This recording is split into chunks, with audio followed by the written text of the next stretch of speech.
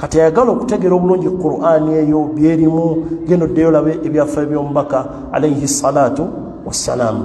Ensonga ey'okuna gye twalaba nti okusoma ebyafa by'omubaka alayhi salatu wassalam kyongera okunyikiza omukwano ogwo noyongera okumwagala nololaba obulamu bwe yayitamu byeyayitamu atutuuseeko obulungamu buno atutuuseeko eddiini ya Allah tabaraka wa taala kikwongera muli omukwano bwe obisomye nowetoola obulamu bwe oyongera okumwagala.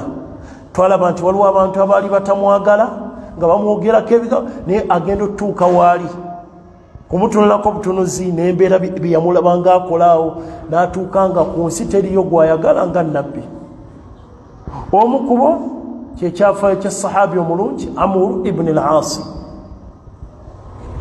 era bwe baali bagenda okumuziika yabagamba mubeerewo ekiseera mu kinjaaje kyamala nga abaaga akabuzaawo akateekateeka mumbeesebeese simanyi kigenda kuddirira ng'atidde tamanyi bigenda kuddirira mu kabuli. Amr ibn al-As y'omu ku basahaba abamanyi abakugwa ennyo abasomesa ennyo Emisiri awo, erimu y'Emisiri awo nnyo bagijja nnyo ku sahabi Amr ibn al-As radiyallahu ta'ala anhu.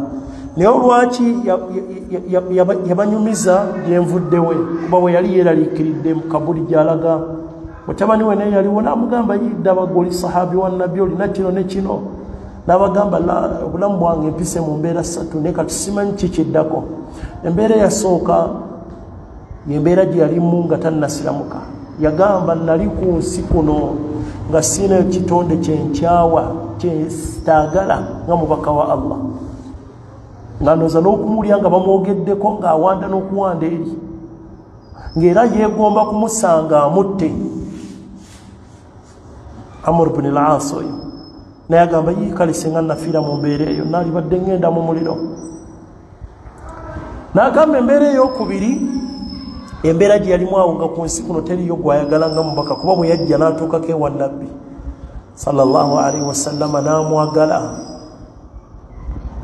Ne nabbi naye yamwagala nnyo Amr ibn al-As oyo, naye olaba nti abamu bye bamwogerangako bakola kino nga ku nsi kuno tamwagala, amuwulira na buwulizi. Naye bwe yajja n'abeerako ne nabbi n'awangalako naye yatuuka nga teriyo gwayagala ku nsi eno ng'ani ng'owekitiibwa Muhammadi sallallahu alaihi wasallam.